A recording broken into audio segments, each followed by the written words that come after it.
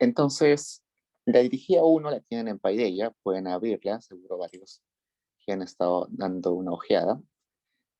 Y el tema general son cuentas nacionales. Cuando hablamos de cuentas nacionales, estamos hablando de cómo se miden las principales variables macroeconómicas, eh, lo que se conocería como contabilidad nacional, ¿no? Para saber cómo está yendo la producción, las finanzas, el consumo, hay que tener en consideración algunas variables fundamentales, muy necesarias.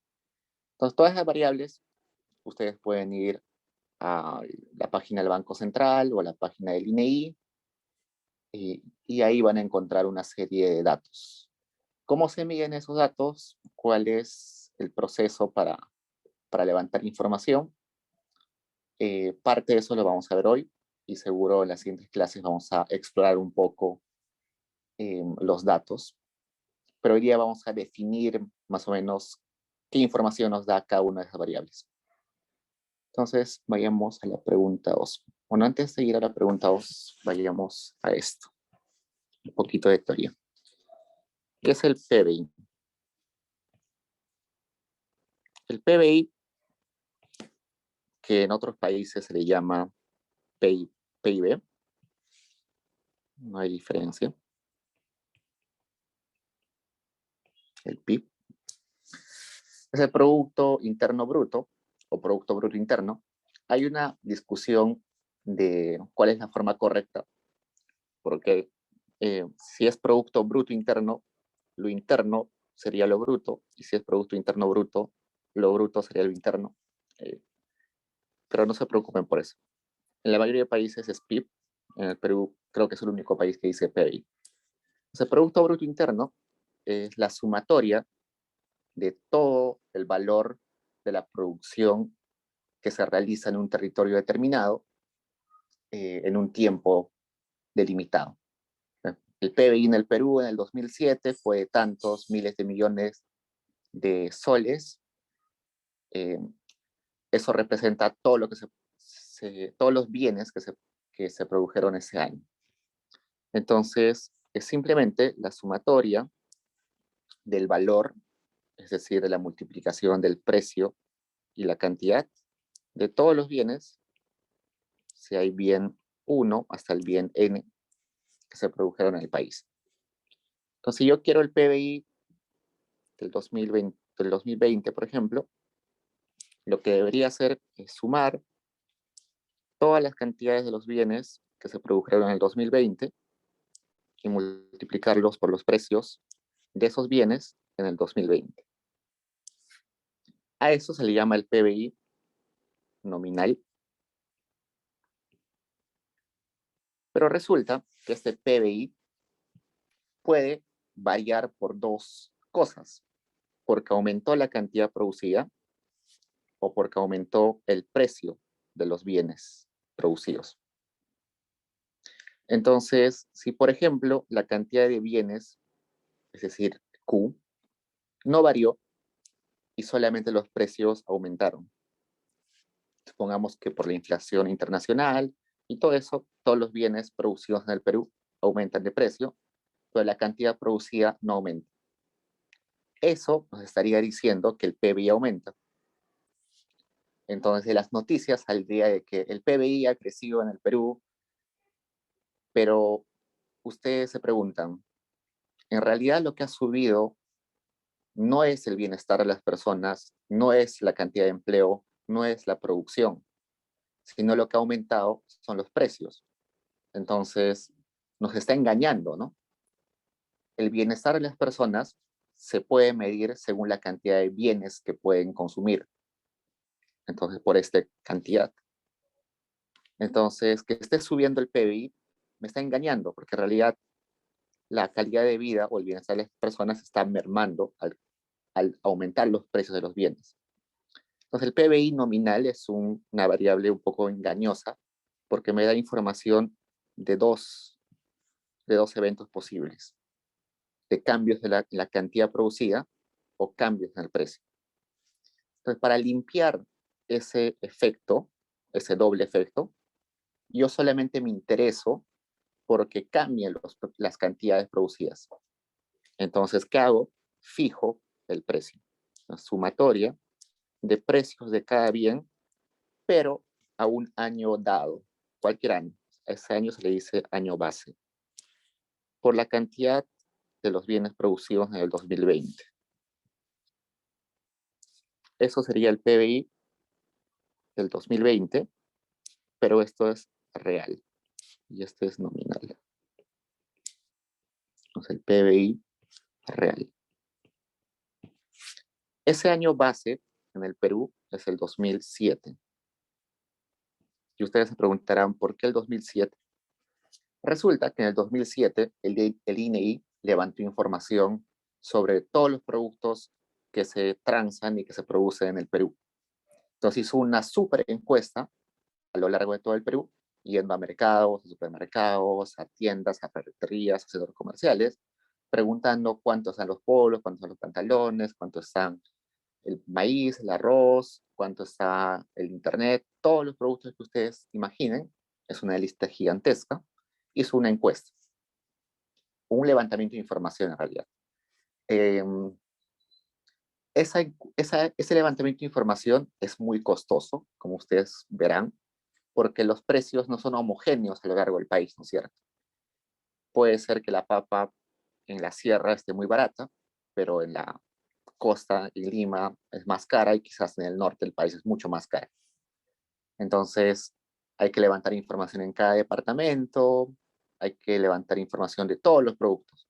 Entonces, es muy grande y muy costoso. Por eso es que no se ha vuelto a hacer, no se ha vuelto a hacer desde el 2007. Las recomendaciones internacionales es de que este levantamiento de información se haga cada 10 años. Y los países más desarrollados lo hacen cada 5 años.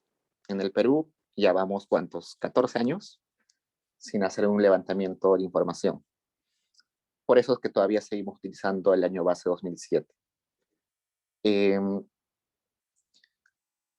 Ustedes pueden ir a la página del INEI, creo que ahorita no se ha publicado, pero lo pueden pedir en el correo del INEI y les pueden dar esa lista de precios del año 2007.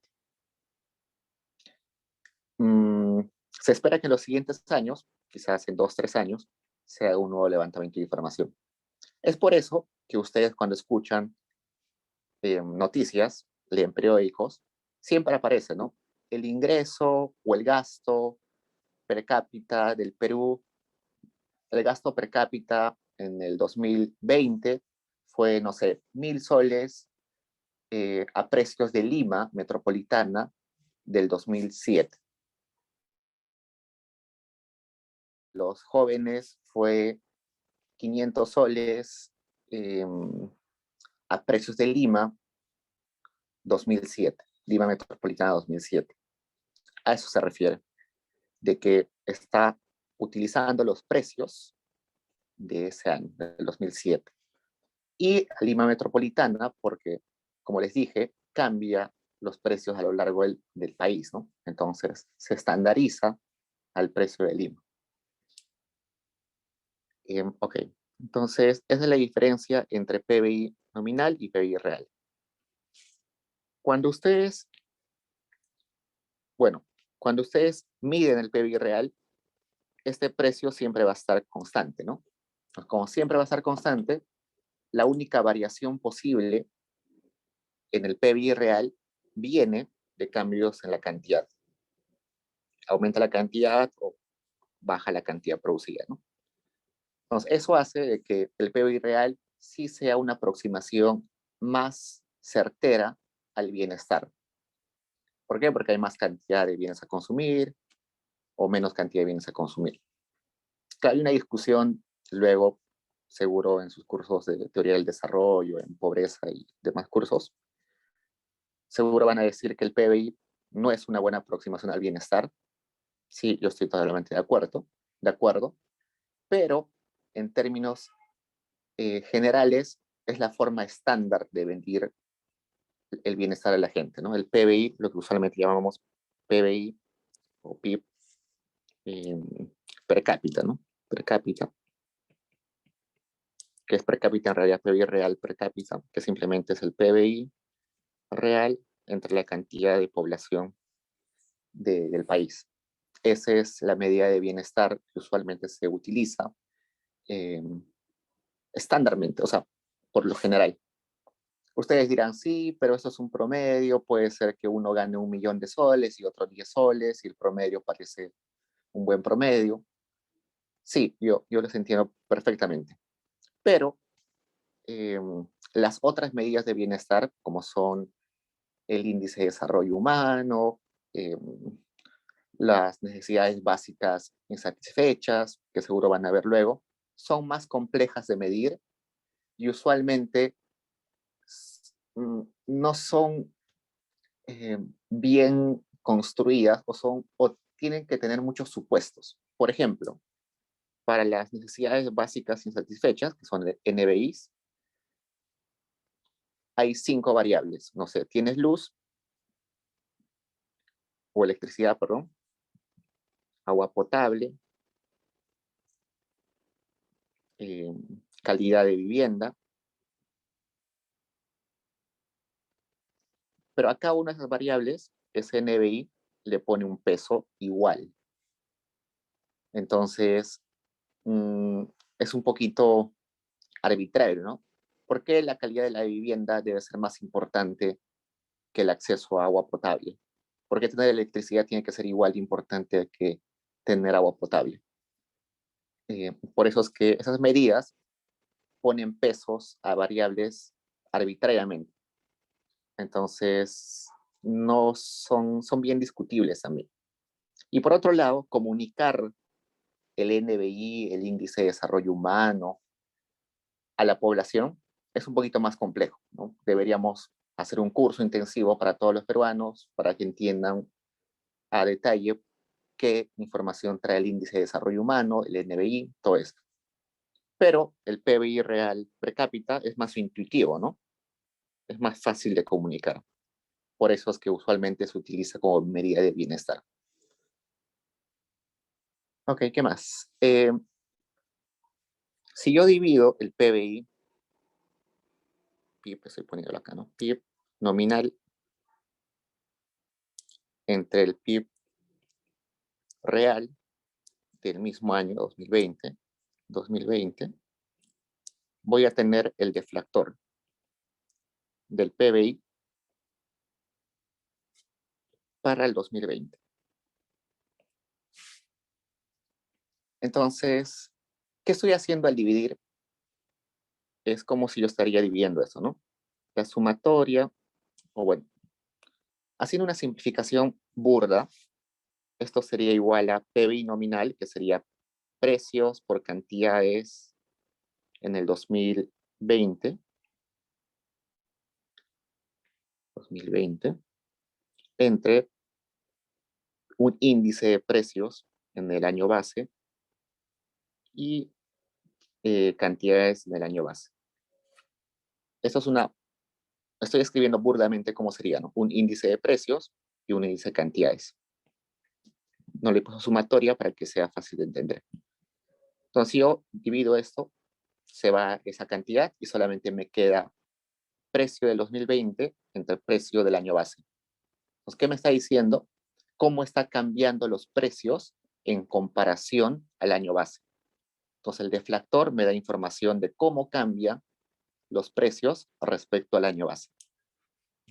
Interesante, ¿no? Entonces, ese deflactor me puede ayudar a medir el cambio en precios en la economía. Y el cambio en precios es sinónimo de inflación. Entonces, la inflación es nada más y nada menos que simplemente la variación porcentual del deflactor del PBI.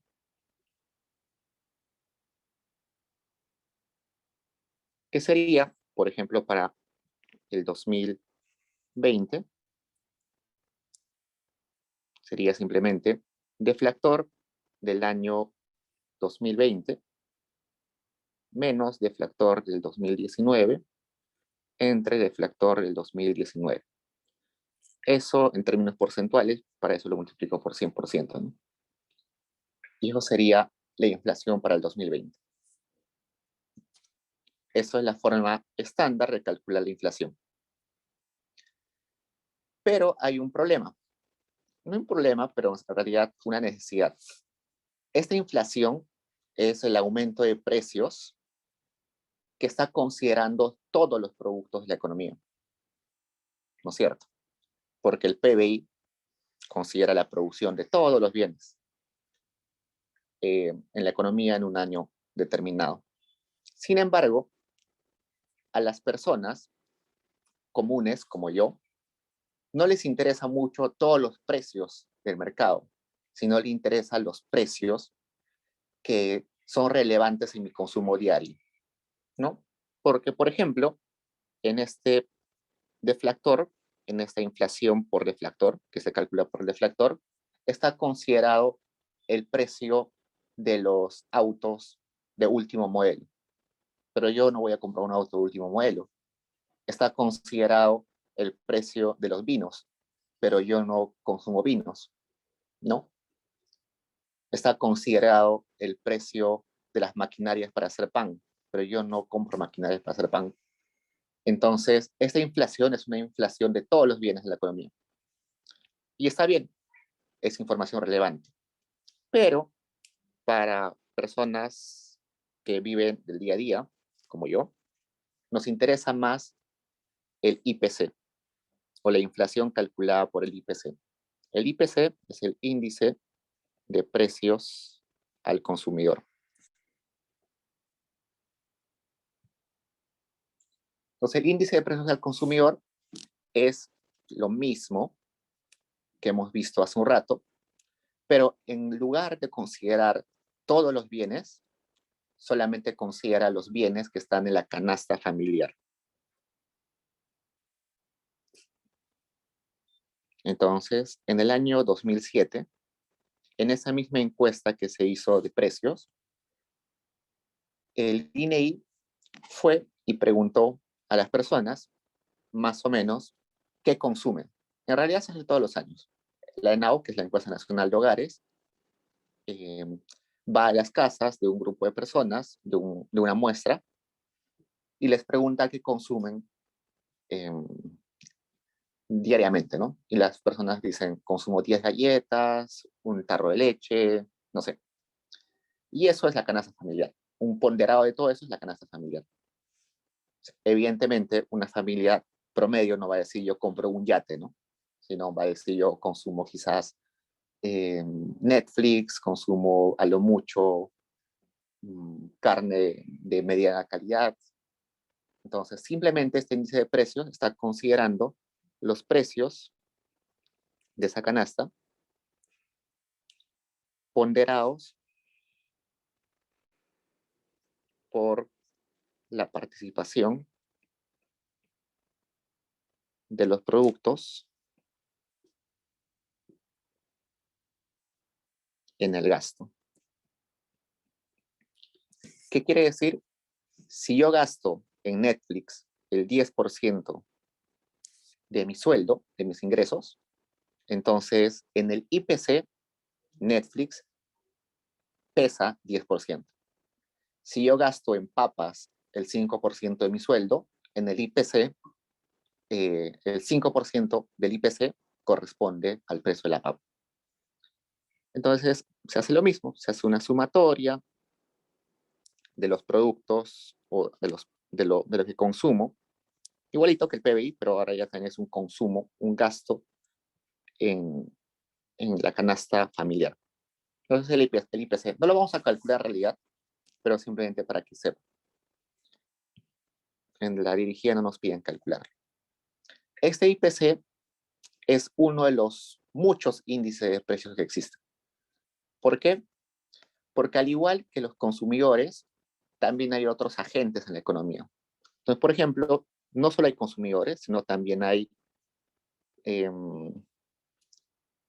productores mayoristas. Entonces, existe el índice de precios al por mayor, que son aquellos agentes que consumen o que compran bienes en cantidades grandes, usualmente empresas, ¿no? Entonces, acá lo que consideras es también una encuesta que se le hace a las grandes empresas en los insumos que compran. Entonces, por ejemplo, seguro las grandes empresas compran trigo al por mayor, compran petróleo al por mayor, no es igualito. Hacen un ponderado de esos precios según a la participación del gasto en esos productos. También hay otro que, por ejemplo, es el IP, el índice de precios industriales. Igualito. A las grandes, perdón, IPM, ya, industriales.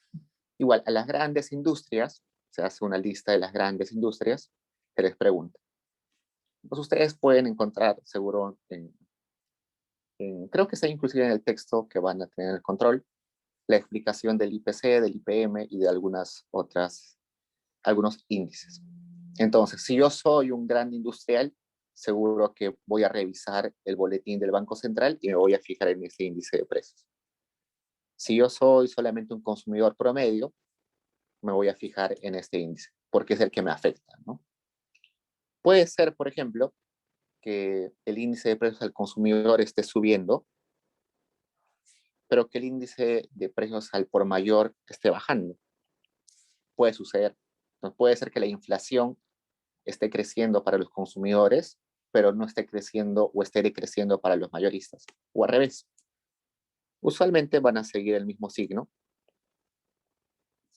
pero hay ocasiones raras en las que puede seguir signos contrarios, ¿no? Por ejemplo, sube el petróleo. No, no, a ver, veamos. Sube el precio de maquinarias, ¿no? Eso va a afectar a los industriales. Entonces, el índice de precios va a subir para los industriales.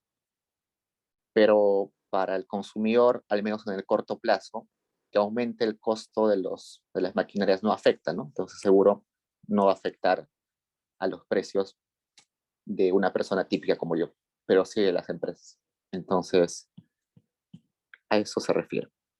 Lo que aparece usualmente en las noticias es la inflación calculada por el índice de precios del consumidor, porque es lo que le interesa a la gente que lee los diarios y todo eso, ¿no?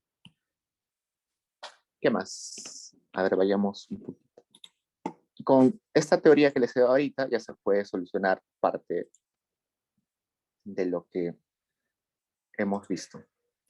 Por ejemplo, en la pregunta 2, déjenme leer el enunciado, dice: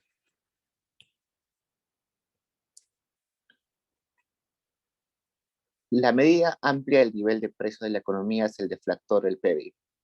En el año 2000, en el año 1999, el deflactor de 1999 es igual a 0.7438 y el PBI real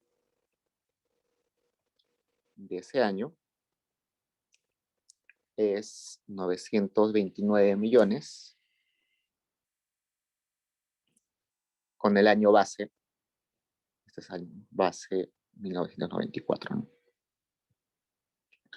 ¿Cuál es el PBI nominal? Sencillo, ¿no? Ya tenemos la fórmula, dijimos que el deflactor era simplemente PBI deflactor del 2019, pero del 1999, es PBI nominal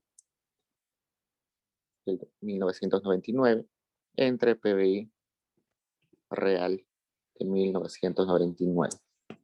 Si ya tengo el PBI real y tengo el deflactor, simplemente espejo, ¿no? El PBI nominal, simplemente la multiplicación del deflactor por el PBI real de ese año. Y eso va a salir, acá tengo, sería 0.6428 por 929 millones, sería 690.99 millones. La parte de mis. Si el deflactor está a precios, Siguiendo los datos de la pregunta, ¿cuánto fue la inflación entre 1999 y 1994 y 1999? ¿Ok? Entonces, dijimos que inflación sería igual a la variación porcentual del deflactor, ¿no? La fórmula que les he dado acá es para una inflación anual, por eso es 2020 contra 2019. Pero si me están diciendo que quiero una inflación entre esos años, simplemente hago la diferencia entre deflactor de 1999 menos deflactor de 1994. Esto ya no es inflación anual, ¿no? Sino es inflación entre ese periodo de años, que son 5 años, ¿no? Deflactor 1994 es igual por 100%. Y yo tengo que el deflactor de 1999 es 0.7438 y no sé el deflactor de 1994, deflactor de 1994 por 100%. Y la pregunta es, ¿cuánto es el deflactor de 1994? ¿A alguien se le ocurre? Una pregunta. Es 1. 1. Exacto. Muy bien. Gracias. No vi el nombre, pero gracias. Sí, genial. Entonces, el deflactor del año base siempre va a ser 1, o que es lo mismo a 100, ¿no? Si lo multiplico por 100 es 100. ¿Por qué? Porque el deflactor del año base sería simplemente el PBI nominal del año base entre el PBI real del año base, ¿no? Y si hago acá la sumatoria de precios por cantidades entre sumatoria de precios por cantidades, acá va a ser base del año base, del año base, del año base, del año base. No se va todo, no sería simplemente 1. Entonces la característica del deflactor del año base siempre va a ser 1 o 100, ¿no? Dependiendo de cómo lo quieran. Entonces acá simplemente 0.7438 menos 1 entre 1 por 100%. Entonces, calculando eso, me da que la inflación fue menos 25.62%. Una inflación negativa, ¿no? Es decir, los precios han bajado en ese periodo de tiempo en un 25.62%. Vayamos a la C. Me dice, si a los datos de la pregunta A se le agrega que el PBI del año base fue 820 millones, ¿cuánto varió el PBI nominal entre 1994 y 1999? Entonces igual, si yo quiero saber el crecimiento, vamos a poner C, el crecimiento porcentual o la variación porcentual del PBI nominal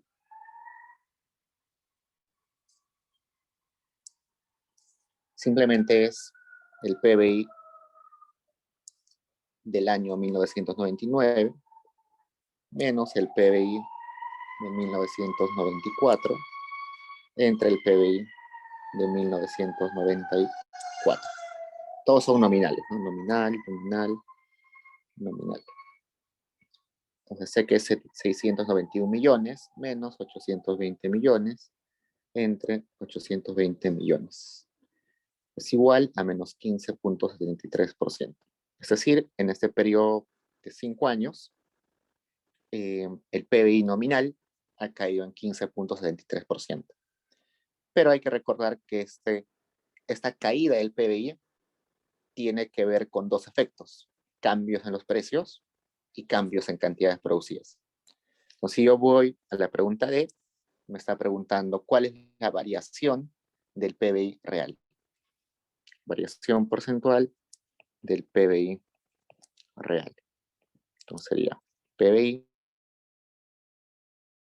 menos PBI de 1994 entre PBI de 1994. En este caso todos son reales, ¿no? PBI real. Sé que el PBI real en el 99 es 929 y el PBI real de 1994 es 820, ¿no? 820. De acá yo puedo inferir que como es 1, el PBI nominal del año base es igual al PBI real del año base, ¿no? Entonces, si saco ahí, tendría 13,29%.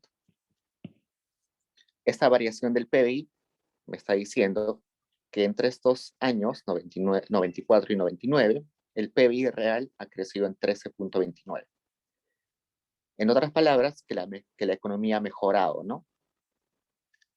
Y recordemos que el PBI real solamente me muestra el efecto en cambios en cantidad, no en precios. Entonces sí, el bienestar al parecer ha aumentado, ¿no? Y en este dato de acá, parecía que el PBI que la economía se había mejorado, ¿no? Había caído el PBI, pero esa caída al parecer ha sido cambio en el precio, no en cantidades. Entonces esto es bastante engañoso porque me está diciendo que la economía está peor. Pero si yo limpio ese efecto de precios, resulta que la economía sí ha mejorado. La producción ha mejorado. Vamos a la E. Me preguntan lo siguiente.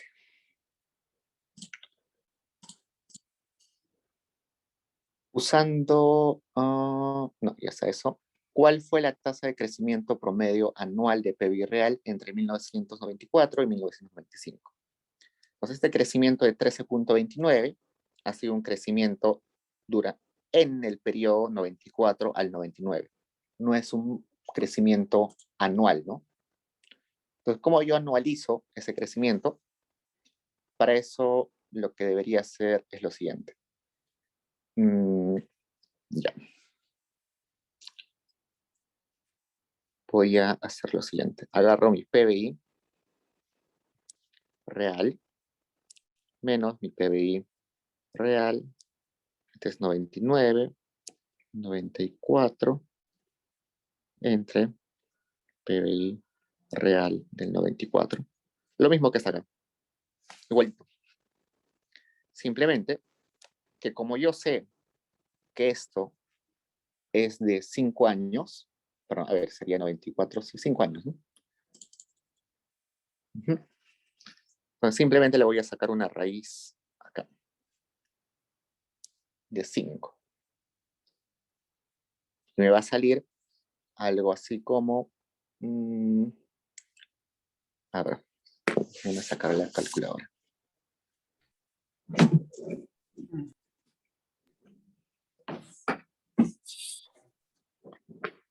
Me va a salir un número chiquito y eso lo multiplico por 100%.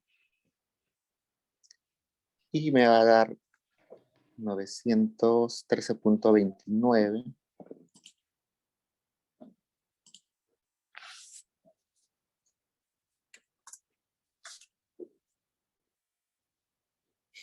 A raíz quinta de 13.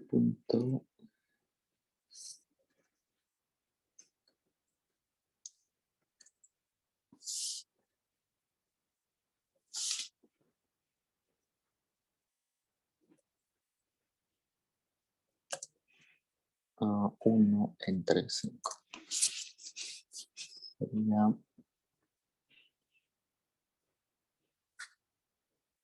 si no me equivoco, sería 66,79. Si me equivoco, me corrigen, por favor. Ese sería el crecimiento anual.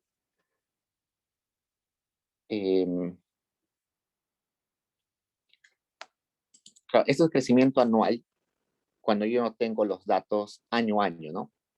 Si yo tendría el crecimiento, si yo tendría el PBI del 94 al 95 y del 95, 96, 97, 98, seguro podría sacar el crecimiento anual, ¿no?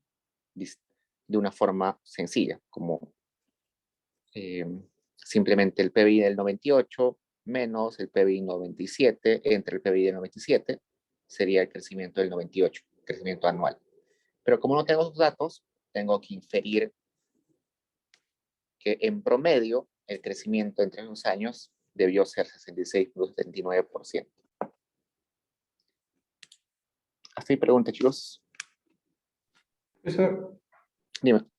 ¿podría repetir el tema del factor base es igual a 1? Esa parte no me quedó Yeah. clara, por favor. Sí. Sí, no te preocupes.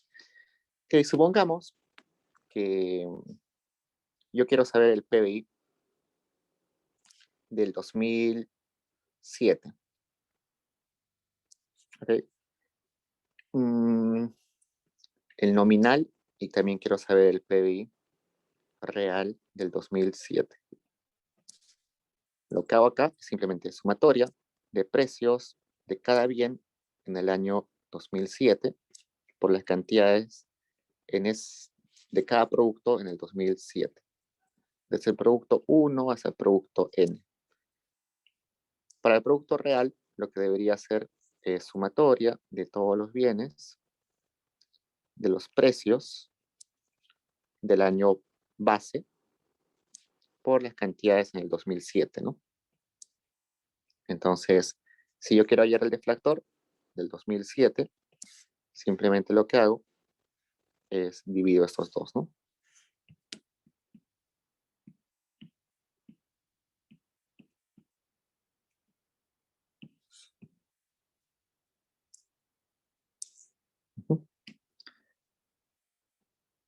Que es lo mismo a dividir esto acá.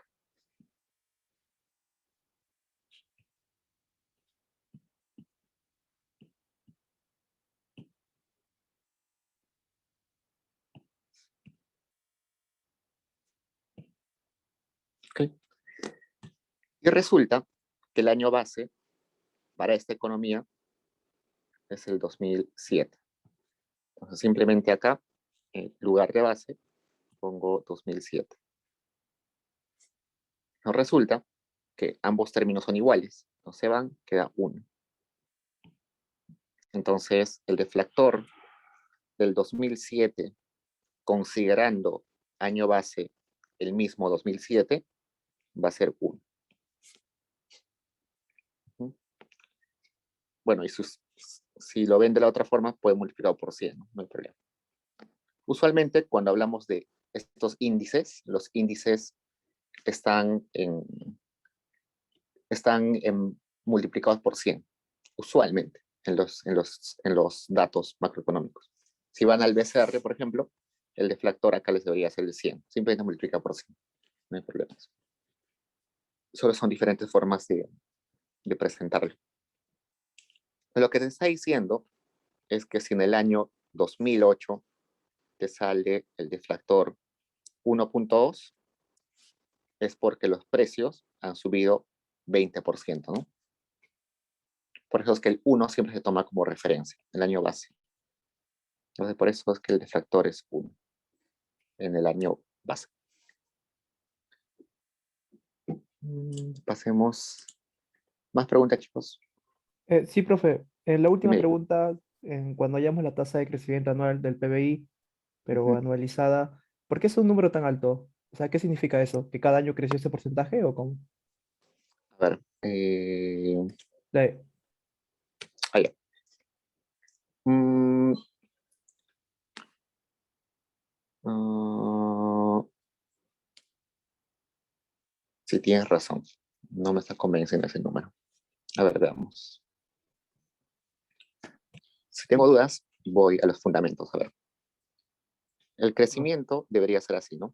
1 más la tasa de crecimiento multiplicada por 1 más la tasa de crecimiento 5 veces, ¿no? Y eso debería ser igual a la tasa de crecimiento final, que es 13.29. 13.29%. Entonces mi tasa de crecimiento anual debería ser G igual a 13.29% raíz de esto, raíz quinta de eso, menos 1. Creo que aquí me equivoqué. A ver, veamos. No, acá es más 1. Más 1.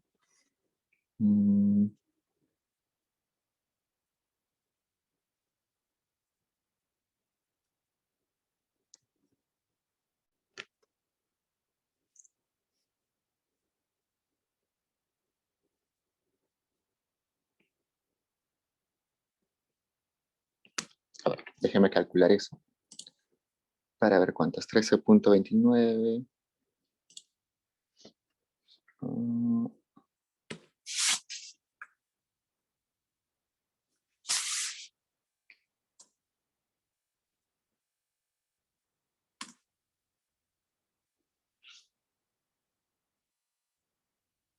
Sí, tienes razón. A ver.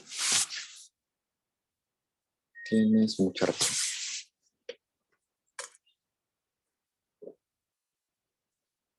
Debería ser simplemente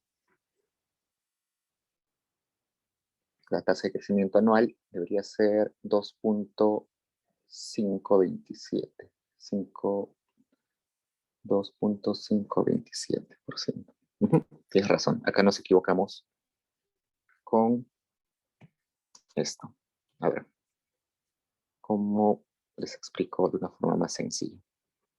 No es lo malo de utilizar simplemente fórmulas, a veces nos equivocamos memorizando fórmulas. A ver, me está diciendo, si yo tengo un sol y a eso le aumento, no sé, 0.2, eso quiere decir que ha crecido 20%, ¿no? Por eso es que esto es la tasa de crecimiento. Si eso se repite 5 años consecutivos, es como multiplicar esto 5 veces, ¿no? 5 veces. Es lo mismo decir elevado a la 5. Eso me daría dar ese un sol inicial aumentado por el crecimiento acumulado en todos los años, que yo sé que es 13.29. Por eso es que la fórmula es así. Entonces la fórmula que yo tuve hace un rato estaba mal. Debió ser así. Raíz del PBI real de 1900. ¿Dónde está? 1999 menos PBI real de 1994 entre PBI real de 1994. Todo eso más 1 y esto menos 1. Y eso sería el crecimiento anualizado del PBI. Real anualizado. Entonces, esa debería ser la fórmula que hace un momento me equivoqué. Gracias por esa observación. Sí, no, era demasiado grande, 60%. Ahora sí tiene sentido porque si sale 2.52, multiplicas 1 más 2.50, todo esto, lo llevas a las 5, te debe dar 1.1329. ¿Pregunta, chicos? Profe, una pregunta. ¿Esa raíz quinta representa Raíz quinta. la Sí. cantidad de periodos sobre los que se está contando el PBI, cierto? Exacto. Pero no sería 6, porque si haya del 94 al 99, ¿no serían 6 periodos? A ver, ¿cuántos años de saldo tengo? 94 al 95 sería 1. 95 al 96, 2. 5, del 6 al 7. A ver, tengo 94, 95, 96, 97, 98, 99. ¿Cuántos saltos de periodo tengo? 1, 2, 3, 4, 5. Entonces, estoy contando cuántas veces aplico una tasa de crecimiento, ¿no? Entonces, acá debe crecer en promedio 2.52, 2.52, 2.52, 2.52, 2.52. Entonces son 5. Y otra pregunta, cuando usted pone ahí 99, usted se asume que el PBI ya está calculado al inicio del periodo, porque Sí. no es que el PBI se calcule al final del periodo. Excelente pregunta. Ujú. Por eso me refería si eran 6 o eran 5, porque si eran 6, yo asumía que el PBI se calcula al final del periodo. Sí, pero igual, porque en el año 99 estaríamos calculando al final, ¿no? Ah,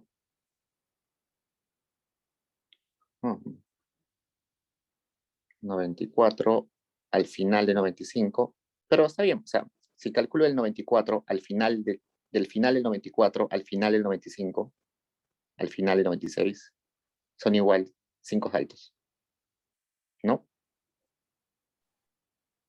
Porque lo que está en mi cabeza era el PBI, lo que estoy comparando es el PBI del 94, del 95, del 96, o solamente los saltos. Solamente los saltos, solamente los saltos. Ya, ok. Ujú. Ya, genial. Muy buenas preguntas, chicos. Vamos al 4. 4, 4. Cuando les den fórmulas ustedes, siempre traten un poquito de ver de dónde sale la fórmula, ¿no? Memorizar a veces es un poquito, te puede jugar en contra cuando no recuerdas una parte de la fórmula, o si era más, era menos, tenía otro signo. A ver, 4, ¿qué dice la 4? Se tiene los siguientes datos de contabilidad de Socovia. La producción es de 6.000, la renta disponible es 5.100, el déficit presupuestario es 200, el consumo es 3.800 y el déficit comercial de bienes y servicios es 100. Vamos a ir definiendo un poco cuáles son las variables. Producción es PBI, sinónimo de PBI, no hay problema en eso. La renta disponible se le llama usualmente ingresos disponibles. Renta, al menos en macroeconomía, va a ser sinónimo de ingresos. Ustedes pueden entender renta como alquiler o como el pago al factor productivo tierra, pero en ese caso vamos a simplemente renta es ingreso. Entonces renta disponible es simplemente ingreso disponible, que en economía usualmente se le pone YD. Y por ingreso y D por disponible, ¿no? Resulta que el ingreso disponible, perdón, entonces renta es ingreso disponible. E ingreso, vamos a ponerle simplemente Y. Y PBI también es Y. Y ustedes dirán, ¿por qué ingreso y PBI, por qué ingreso y producción es lo mismo? Resulta que en una economía, todo lo que se produce en valor termina siendo equivalente al ingreso de los agentes en la economía. Todo lo que se produce en el país, ustedes piensen en una fábrica. Todo el valor que se produce en una fábrica, todo lo que se vende al final de la producción, es un ingreso para la empresa. Y la empresa lo va a repartir entre los agentes que participaron en la producción. Lo va a repartir como salarios a los trabajadores, lo va a repartir como, eh, como ganancias o utilidades a los dueños, lo va a repartir como alquileres a los que dieron la tierra, lo va a repartir como intereses a los que dieron capital, lo va a repartir como, no sé, no sé, alguna persona que dio, no sé, imaginen cualquier cosa más, unas remesas, no sé, todas las personas que participaron en la producción se les reparte. Entonces, por eso es que se dice que la producción o el valor de la producción es equivalente al ingreso. En varios modelos que vamos a ver luego, cuando veamos la variable Y, va a ser equivalente a decir es el PBI, es el ingreso, es la producción. Lo mismo. Okay. Y luego dice el déficit presupuestario. El déficit presupuestario es simplemente la diferencia entre los ingresos, perdón, entre los gastos y los ingresos de un país, ¿no? Entonces, déficit presupuestario público es simplemente ingresos, perdón, gastos, menos ingresos de una economía, del gobierno. ¿Cuáles son los gastos del gobierno? Pueden ser gasto público, que se llama G, o también puede ser transferencias. ¿Cuál es la diferencia? Que el gasto G necesita de que la contraparte te dé algo. Y la transferencia, tú le das dinero a alguien y no esperas nada a cambio. Por ejemplo, gasto público del gobierno es pagar por una carretera, ¿no? Haces una carretera y eso es gasto público. Luego van a ver que se puede dividir con inversión pública, pero al momento gasto público es todo lo que paga el gobierno y espera algo a cambio. Paga por una carretera, se construye la carretera. Paga salarios a los profesores, espera que los profesores enseñen a los alumnos. Gasta,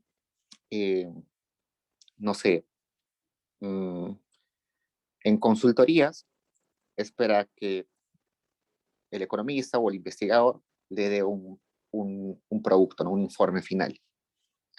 Por el contrario, las transferencias, o por otro lado, las transferencias, son todos los egresos que tiene el gobierno, pero que no espera algo de la contraparte. Por ejemplo, programas sociales como Juntos, como Caliwarma, los más, a ver, Juntos y Pensión 65 son los más representativos. En Pensión 65, tú les das 100 soles a los mayores de 65 años en situación de pobreza extrema y no esperas que los ancianos trabajen, ¿no? Simplemente le estás dando. En Juntos igual, cada 2 meses a las madres les dan 200 soles para que puedan alimentar a sus hijos. No esperas nada a cambio. Entonces, esa es la diferencia entre gasto y transferencias. Y los ingresos, que al menos en países como el Perú, el grueso de los ingresos son taxes o impuestos, ¿no? Taxes, que están en inglés, impuestos. El déficit sería simplemente esa ecuación. Bueno, el consumo lo vamos a llamar usualmente C, consumo. El déficit comercial de bienes y servicios, el déficit comercial, que va a ser la diferencia entre lo que compramos del exterior con lo que vendemos al exterior, ¿no? Lo que compramos del exterior menos lo que vendemos al exterior. ¿Qué compramos del exterior? Son importaciones, ¿no? ¿Qué vendemos al exterior? Exportaciones. La diferencia entre exportaciones e importaciones se le llama exportaciones netas. Exportaciones netas es la diferencia entre exportaciones menos importaciones. Entonces, el déficit comercial sería simplemente el negativo de las exportaciones netas. Ok. Entonces nos piden, primero, habiendo definido eso, podemos responder lo que nos piden. Nos piden el ahorro. Vamos a definir por el momento que el ingreso disponible de una familia o de una persona o de la economía en general es simplemente su ingreso, o bueno, todo lo que consume más todo lo que ahorra. Por el momento. Luego va a cambiar un poco, pero por el momento, digamos, es todo lo que consume y todo lo que ahorra. Entonces, yo sé eso, sé que el consumo por dato es 3.800 más el ahorro, perdón, más el ahorro y el ingreso disponible sé que es 5.100. Entonces, el ahorro es simplemente 1.300. Luego nos piden en la parte B hallar la inversión. En una economía, al menos, como la nuestra, el ahorro menos la inversión tiene que tener esta forma. Les voy a explicar en un rato por qué.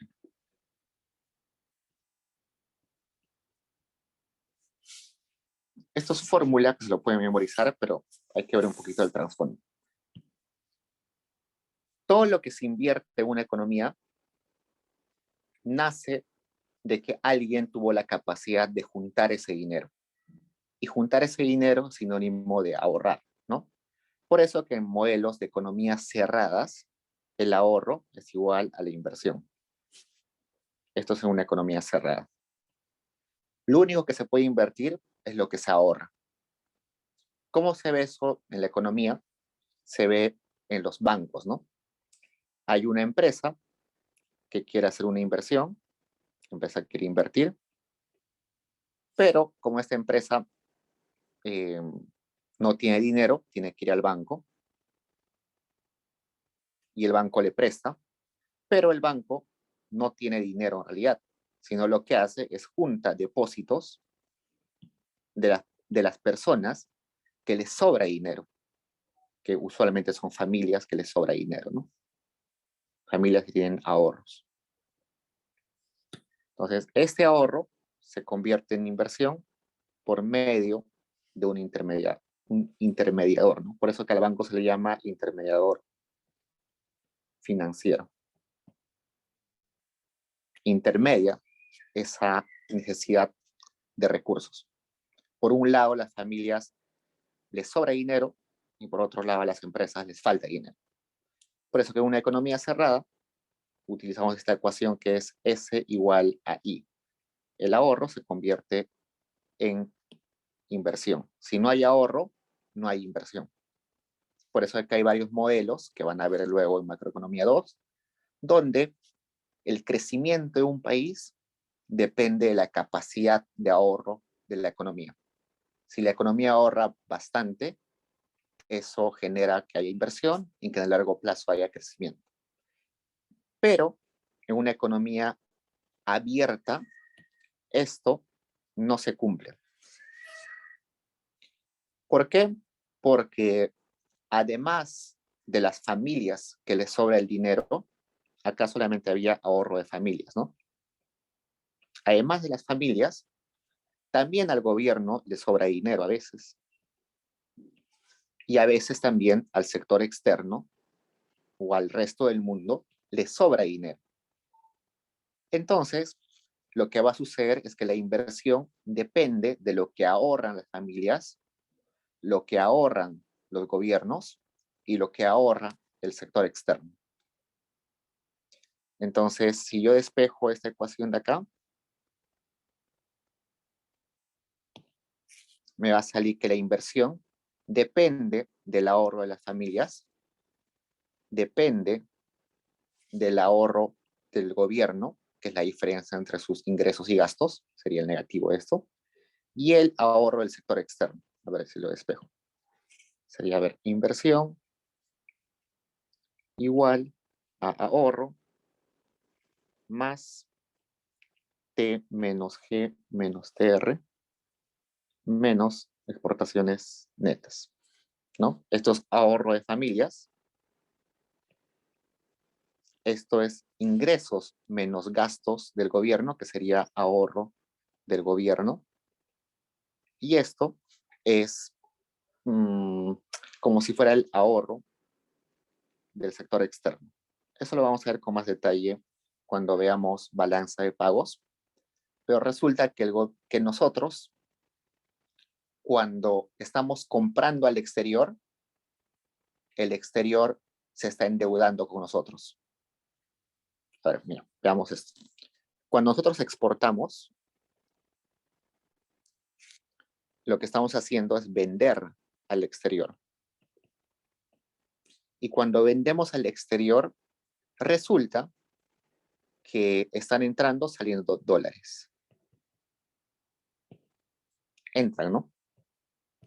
Entran dólares. Resulta que esos dólares que entran, en algún momento van a tener que salir, ¿no? Entonces, como tenemos dólares que en algún momento tienen que salir, eso quiere decir que le estamos debiendo al exterior dólares. Entonces, eso es como si nosotros estaríamos debiendo al exterior. Porque esos dólares en algún momento deben servir, no pueden estar todo el tiempo en la economía. Entonces, por eso es que se dice que es como si fuera deber. Al contrario, las importaciones, nosotros compramos el exterior. Al comprar del exterior, nosotros estamos entregando dólares al exterior, están saliendo dólares. En el largo plazo, la cantidad de dólares que salen y la cantidad de dólares que entran tienen que ser la misma. Entonces, esto es sinónimo de que el exterior nos está debiendo. Pues por eso es que la diferencia entre estos dos componentes termina siendo el ahorro del exterior. Es un poco más complejo, pero en simples palabras, más o menos funciona así. Entonces, para que haya inversión en una economía, necesitamos de que estos tres componentes sean positivos, ¿no? O estos tres componentes de ahorro sean positivos. Entonces, utilizando esa ecuación, yo puedo hallar la inversión, ¿no? Sé que S es 1300, porque lo hallé acá. Sé que los impuestos, perdón, el déficit presupuestario es 200, ¿no? Acá sería menos 200. Y las exportaciones son 100, ¿no? Entonces tendríamos acá inversiones 1200, perdón, esto es menos. Dime, mientras voy sumando, esto sería 1300 menos 200, esto es más 100. El signo negativo sería 1100. 200. Dime. Profesor, tengo una consulta. Con el tema del ingreso disponible, el S, ¿qué vendría a ser? El ahorro. Es decir, a ver, ingreso disponible es básicamente lo que tengo después de pagar impuestos. Mi ingreso menos impuestos. ¿Ok? Entonces, después de pagar impuestos, ¿qué puedo hacer con lo que me queda? Lo único que puedo hacer es consumir y el resto ahorrar, ¿no? Por eso simplemente es consumo más ahorro. Ah, ya. O sea, ¿es la resta o la suma? Porque dice suma. Suma. Yo lo único que puedo hacer con mi ingreso, con lo que me queda de dinero, es consumir y lo que me sobra lo puedo ahorrar. Ah, ok. Gracias, profesor. Esta ecuación que les he mostrado acá es bastante central en macroeconomía, va a aparecer una y otra vez. Así que en algunos libros pueden chequearlo también. Vayamos al C, que es el gasto público, que es G. Me está pidiendo G. Y yo sé, según la ecuación que les puse acá, que déficit fiscal es igual a gasto más transferencias menos impuestos, pero también puedo plantear otra ecuación. Resulta que todo el ingreso de la economía, hemos dicho que Y puede ser ingreso, es sinónimo de todo lo que ganan los... a ver, mejor lo ponemos así. Todo lo que demanda la sociedad o la economía es la suma de las demandas de todos los agentes económicos. Lo que demandan las familias es consumo, lo que demandan las empresas es inversión, lo que demanda el gobierno es gasto público y lo que demanda el sector externo son exportaciones netas. Claro. Esa es la demanda de toda la economía, lo que demandan cada uno de los agentes. Resulta que en equilibrio, todo lo que demandan los agentes económicos tiene que venderse, pero tiene que ser satisfecha. Entonces la producción, que es Y, tiene que satisfacer la demanda. Por eso es que hay una igualdad. Entonces yo reemplazo demanda agregada por Y, sería todo esto, ¿no? Esta ecuación es una ecuación que también va a aparecer, sobre todo cuando hagamos el modelo ISLM, va a aparecer recurrentemente. Entonces, yo sé cuánto es Y, es 6.000, ¿no? Es la producción. El consumo, ya sé que es 3.800 por dato. La inversión, la hallaba hace un rato, es 1.200. El gasto, no sé cuánto es. Y las exportaciones netas me dicen que es menos 100. Despejo eso y el gasto me sale 1.100.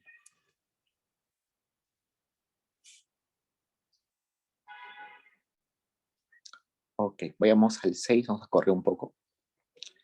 El 6. El 6 es bastante largo. La mayoría es simplemente calcular. Lo que me interesa decirles ahora son las identidades que vamos a utilizar acá. Entonces en el 6 me dice, considerando la información de la siguiente tabla, acá me dice componentes del PBI y de la balanza de pagos del Perú en millones de soles del 2007. Como se dan cuenta, 2007 siempre aparece porque es el año base, ¿no? En el Perú, al menos.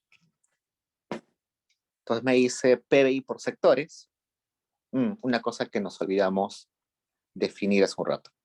El PBI se puede calcular de 3 formas. Una forma es mediante el gasto. Otra forma es mediante el valor agregado. Y otra forma es mediante los ingresos. ¿Cómo se calcula según el gasto? Sumando el PBI sería la suma de todo lo que gastan los agentes en la economía. ¿Qué gastan? En lo que demandan, ¿no? Entonces, las familias gastan en bienes de consumo, las empresas gastan en bienes de inversión, el gobierno gasta en G y en gasto público, y el sector externo gasta en exportaciones netas. Entonces el PBI se puede sumar de esa forma. Se puede calcular de esa forma. ¿Cómo? El consumo, fácil de calcular, simplemente el INEI en la ENAO tiene información de cuánto es el gasto de las personas, de las familias, en diferentes bienes. Eso es fácil de medir. La inversión se puede medir también de forma más o menos fácil según el ingreso de maquinarias por aduanas. Resulta que la inversión en el Perú es básicamente importada, se importa. ¿Por qué? Porque en el Perú no se produce maquinarias, o se producen muy pocas maquinarias. Entonces la inversión se puede medir según maquinarias, construcción, también de plantas. Todo eso se puede medir. Evidentemente hay gran parte de inversión que es difícil de medir, sobre todo la inversión del sector informal. Que por ejemplo en el mercado, la señora que les vende pescado pone un nuevo estante, eso es inversión. Pero es difícil de medir porque esa persona no está declarando impuestos, no pide comprobantes de pago. Eso es un poquito difícil de medir, pero el INEI tiene su metodología para estimarlo. El gasto del gobierno es fácil de medir porque todo está registrado. Ustedes pueden ir al MEF, tiene consulta amigable, y ahí pueden ver el gasto bastante bien actualizado y detallado del gobierno. Entonces eso está bastante bien hallado. Y exportaciones netas Sí, ¿no? En aduanas puedes saber cuánto sale y cuánto entra, cuántos bienes y cuántos bienes entran y cuántos salen del país. Evidentemente hay contrabando, pero también el INEI tiene como una metodología para ajustar eso del contrabando. Entonces, esto es una forma fácil de medir que lo hace el Banco Central. ¿Qué más? En su Profe, una cuadrito, pregunta. dime. Que en la lectura que mandó el profe decía variación de existencias y otra Ajá, cosita más, una abreviatura que era FBKF. ¿Qué son? sí, ¿Cómo se podría definir esas dos cosas? sí, eso lo voy a explicar en un ratito. Ok. Espérame. Bueno. Sí, muy buena pregunta en realidad. Entonces, esto en su cuadrito va a aparecer como componentes del gasto, ¿no? Ahí dice PBI por componentes del gasto. Entonces, eso es la forma que se... Entonces, si ustedes ven ahí, dice consumo privado, consumo público. Entonces, este consumo puede ser, este C es básicamente consumo privado, consumo de las familias, privado. Este consumo, este G es consumo público. Esta inversión de acá es inversión, la suma de inversión bruta fija, privada, inversión fija, inversión bruta fija privada y también la pública. Estos son tanto inversión del Estado y tanto inversión del sector privado. Estas exportaciones netas es simplemente exportaciones menos importaciones, que también está en su cuadro. Entonces, lo que faltaría ahí? Simplemente variación de inventarios. Resulta que si ustedes, estando en el INEI o en el Banco Central, calculan el PBI por el gasto, por el valor agregado o por los ingresos, debería salir el mismo valor, ¿no? No tiene sentido de que me salga un PBI por un método y me salga otro PBI por otro método, ¿no? Entonces, para que coincidan los datos, como acá utilizo un set de información, acá seguro voy a utilizar otro set de información y acá otro set de información, diferentes fuentes de información, siempre va a haber discrepancias. Va a haber discrepancias de algunos millones, seguro. Entonces, ¿cómo se corrigen esas discrepancias? A veces aparece errores y omisiones, que es simplemente una forma de ajustar, de decir, mira, esto no lo he podido calcular, pero sí está en el PBI. No sé de dónde proviene, quizás provenga de la informalidad, quizás provenga del contrabando, pero son errores que no están dejando que mis tres métodos coincidan. Esos son errores y omisiones. Es simplemente una forma de decir que estadísticamente no he podido calcular exacto los tres métodos. Usualmente esos errores y omisiones son muy chiquitos. Ustedes van a ver en las tablas, si exploran un poco en los datos del Banco Central, es muy chiquito en realidad. Pero lo que sí a veces es bastante grande son variaciones de inventario. Las variaciones de inventario, que no lo pongo acá, pero que sí debería estar, lo voy a poner en verde. Variaciones de inventario. No lo pongo porque teóricamente debería estar acá, en inversión, pero el Banco Central lo pone aparte. Variación de inventario es todo aquello que ya se produjo, pero no se vendió todavía, o todo lo que se vendió y no se produjo. ¿Eso qué quiere decir? Si, por ejemplo, yo he producido, soy una empresa, y producí 1.000.000 de zapatos, y vendí solamente 900 o 900.000, supongamos, me queda 100.000 que no he vendido. Entonces mi variación de inventario sería 100.000 pares de zapatos, en positivo, ¿no? Más 100.000 pares de zapatos. Ya se han producido, pero no se han vendido.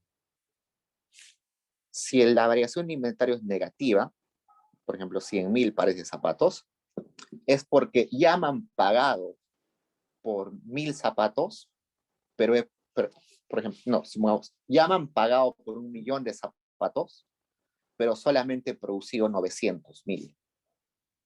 Entonces hay 100.000 pares de zapatos que ya son ingresos, pero todavía no los he producido.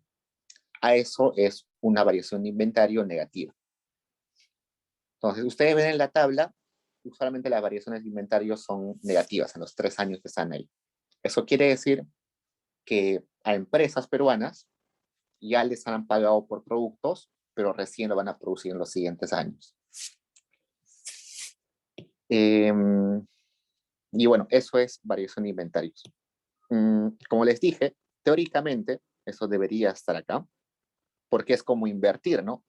Si yo tengo 100.000 pares de zapatos que me sobran, es como si fuera parte de mi capital, ¿no? Como si estaría invirtiendo en stock. Pero en la metodología del Banco Central los separa. Espero que eso haya resuelto la duda de su compañero. Profe, la abreviatura FBKF lo tomo como inversión, ¿no? ¿Cómo dices? En la lectura hay una abreviatura que es FBKF. ¿Eso sería inversión? Sí, inversión, si aparece capital es inversión de capital Ok. bruto. Inversión bruta es fija, debe ser. Otra cosa más.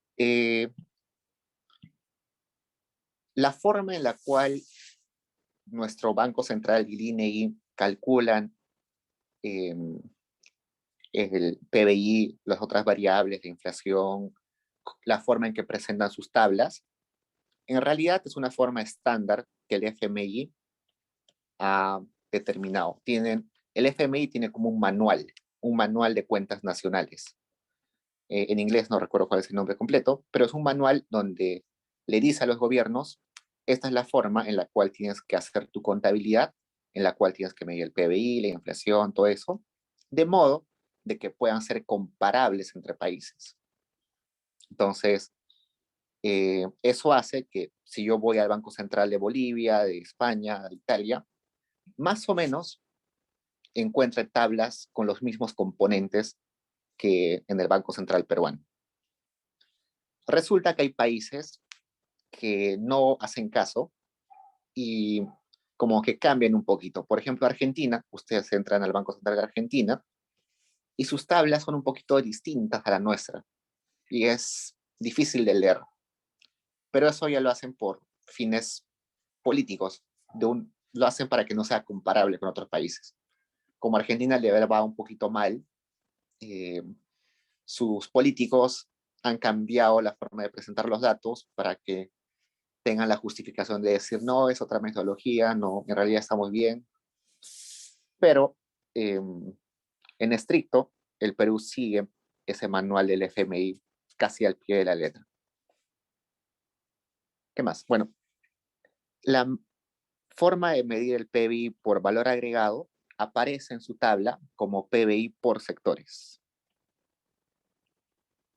Entonces, el PBI, según esta metodología, es la sumatoria de los valores agregados en cada una de las etapas de la producción, desde la etapa 1 hasta la etapa N. Por ejemplo, para producir panes, ustedes necesitan varias etapas, ¿no? Primero se tiene que cultivar, entonces la agricultura está generando un valor agregado. Luego, ese maíz o ese trigo tiene que ser molido, tostado y molido. Para eso se manda seguro en camiones. Entonces, el sector transporte está generando un valor agregado al transportar el trigo. El molino, seguro, es un sector de servicios, digamos, está generando un valor agregado. Luego, el comerciante que vende el trigo está generando también servicios, ¿no? Un servicio de comercio y servicios. Entonces, cada sector económico agrega valor a un bien. Entonces, el pan, si yo agarro el precio del pan, que no sé, es 10 centavos, no sé cuánto es ahora, 20 centavos.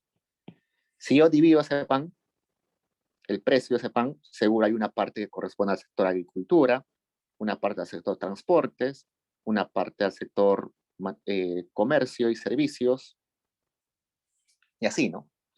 Entonces, si yo sumo todas esas partecitas, me va a dar el valor total del pan. Igualito, El PBI es simplemente la suma de lo que aporta cada sector a la producción. Por eso es que ahí aparece agropecuario, pesca, minería, manufactura, construcción, comercio, electricidad y agua y otros servicios. Entonces, esa es la forma de medir por valor agregado, que en este cuadro aparece como sectores. Y por ingresos es simplemente la sumatoria de de todos los ingresos que tiene los agentes en una economía. Por ejemplo, remuneraciones, más salarios, más ingresos por alquileres, por pagos de interés, todo lo que a ustedes se les ocurra, que son ingresos de una persona, entra acá.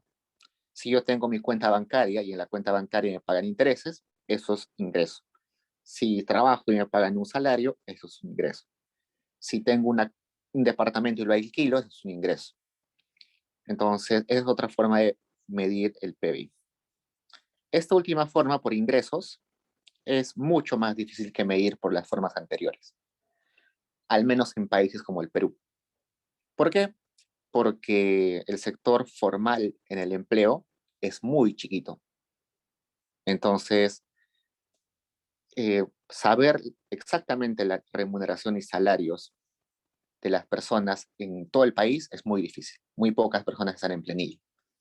Alquileres, los alquileres usualmente son contratos privados, no se registran, usualmente para no pagar impuestos, la gente no los registra, entonces no hay un registro administrativo de alquileres, muy pocos en realidad. Y bueno, intereses sí podría ser, ¿no? Porque la mayoría tiene cuentas bancarias y todo eso. Bueno, una gran parte tiene cuentas bancarias. Entonces, esta metodología es un poquito difícil de aplicarla en la vida real. Por eso es que el Banco Central usualmente no presenta esa forma en sus cuadros. Sí está, si ustedes indagan un poquito en la página del Banco Central, sí está por ahí, pero no la utiliza como la metodología principal. Este del gasto y este del valor agregado sí las utiliza siempre. Entonces, cuando ustedes sumen estos valores agropecuario, pesca, hasta otros servicios, les debe salir el mismo valor que si sumaran los componentes del gasto. Me decías... Profesor, no me quedó muy Dime. claro en el tema de valor agregado cuando se refiere por sectores. Ya. En la producción de cada uno de los bienes, podemos separar etapas y cada etapa se le puede poner la etiqueta de un sector productivo, ¿no? Ustedes vean, por ejemplo, la producción de café no sé, en Cusco, en la selva de Cusco. Eh, la producción inicial, que es la producción primaria, que es agricultura, eh, seguro genera los granos de café, ¿no? Pero para que el café llegue hasta tu casa, necesita un proceso de transformación. Necesita esa parte de la agricultura, necesita que transporten el café, necesita que tuesten el café y lo muelan, necesitan de que lo empaqueten, ¿no? Entonces, el transporte va a lo que sería acá otros servicios, ¿no? No hay transportes. Entonces, esa parte que fue la producción del grano se va a agropecuario. La parte que está de transportar seguro está en servicios. La parte que está en transformar el bien seguro está en electricidad y agua.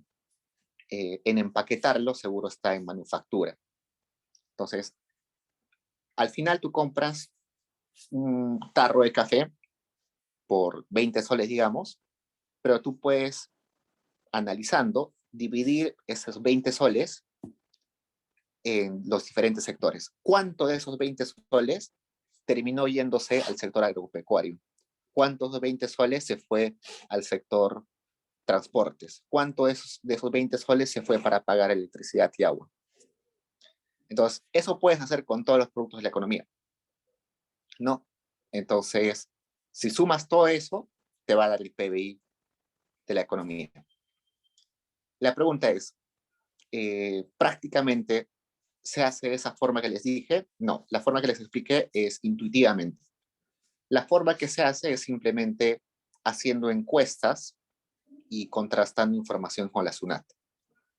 Entonces, bueno, en realidad es más complejo. A ver. Existe esto, lo que se llama, rayos, se me fue, la matriz insumo-producto. La matriz insumo-producto es una matriz, como dice su nombre, donde tienes en un eje a todos los sectores, por ejemplo, agropecuario, pesca, minería, y así sucesivamente. Y acá tienen agropecuario, pesca, minería. ¿Qué más? Podemos acá, comercio, servicios y todos los demás.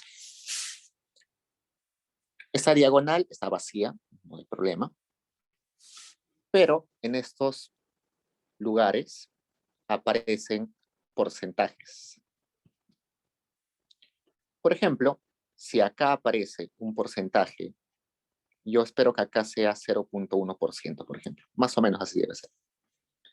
Resulta que la minería, no debe ser menos inclusive, 0.001. Pero, por ejemplo, acá debe aparecer un número, por ejemplo, 50%. ¿Eso qué quiere decir? ¿Qué son estos numeritos? Me dice que la minería puede producir 1.000.000 de soles. El 0.001% de ese 1.000.000 de soles que produce la minería se va a pagar productos del sector agropecuario. No sé, los trabajadores de la mina necesitaban alimentarse, entonces la mina compró alimentos y por tanto la producción minera necesita del 0.001%, gasta el 0.001% de sus ingresos en el sector agropecuario. La minería necesita un montón de trabajadores, entonces el 50% de sus ingresos lo paga el sector servicios. Y así, en cada uno de estos hay un ponderador. Eso se llama la matriz insumos-productos. Cada sector o cada producto final de un sector, ¿cuánto se va a los demás sectores? Entonces, lo que vendió el sector minero, que puede ser millones y millones, el 0.01% se fue para pagar a productos del sector agropecuario y el 50% a pagar servicios. Entonces, lo que hace el gobierno es, o lo que hace el Banco Central, es más o menos calcular cuánto hay de producción en lo que es más fácil medir. ¿Qué es fácil medir en el Perú? Minería. ¿Qué es fácil medir en el Perú? Pesca. ¿Qué es fácil medir en el Perú?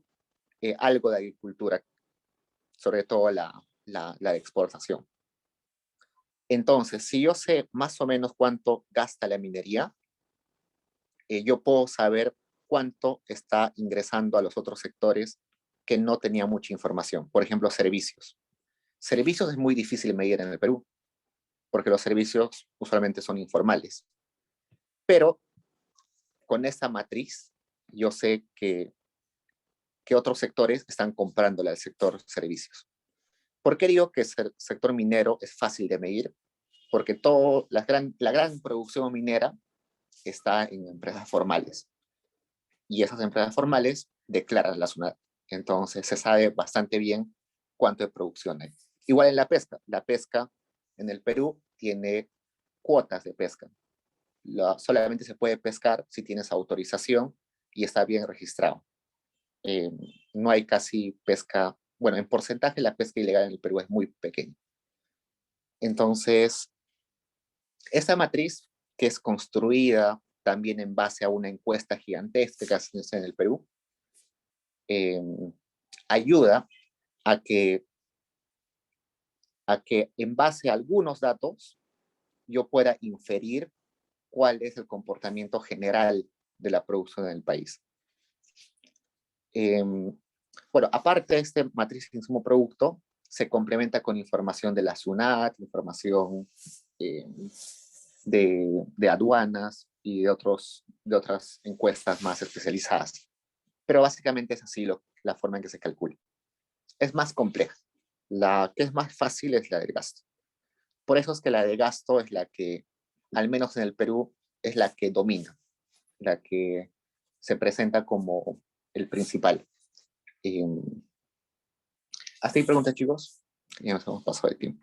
Profe, la metodología del ingreso, ¿los nacionales en el extranjero entran en esa lista o no? Ah, sí. Ujú. Sí, resulta que, bueno, eso lo vamos a ver. Resulta que el PBI es todo lo que se ha producido en el país, independientemente de que si el agente que lo produjo era nacional o extranjero. Entonces, si por ejemplo, si por ejemplo un italiano viene al Perú y es gerente general de una empresa, lo que ganó en su sueldo sí entra en el PBI del Perú, a pesar de que lo generó es un extranjero. Ujú. Pero, por ejemplo, van a ver en el Producto Bruto, mm, en el Producto Bruto Interno, en el Producto Bruto, perdón, se me fue el nombre, en el PIB, en el PNB, en el Producto Nacional Bruto, en el Producto Nacional Bruto, ya no se considera a la producción dentro de la economía, a la producción dentro de un territorio, sino se considera a la producción de los nacionales, independientemente de si se hizo la producción en el país o se hizo la producción en el exterior. Entonces, por ejemplo, ese sueldo que le dábamos a ese gerente italiano ya no entra en en el PNB peruano, sino entra en el PNB eh, italiano. Pero si, por ejemplo, hay un peruano del exterior que juega en un club de fútbol, no sé, en Brasil juega este peruano, su sueldo no va a entrar en el PBI peruano, pero sí va a entrar en el Producto Nacional Bruto. Entonces, esa es la diferencia. Por eso es que en el solucionario que le voy a mandar, el Producto Nacional Bruto es PBI más renta de factores. Y renta de factores se refiere a lo que les acabo de decir. La renta de factores es positiva cuando un peruano que trabaja en el exterior produce fuera del país. Un peruano produce fuera del país.